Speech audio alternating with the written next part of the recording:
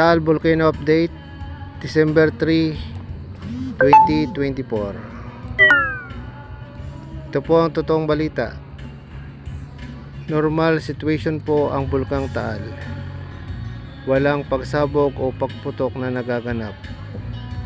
Ngayon po ay alas 5:30 ng hapon, December 3, 2024.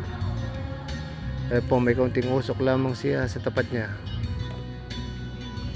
Ito po ang matandang bulkan at ito po yung bago na pumutok last 2020. Normal lamang po sa bulkan ang umuusok pagkat siya kakaputok lamang makalipas ang 3 taon. 4 na taon pala. Yan po, maliwanag ang kalangitan.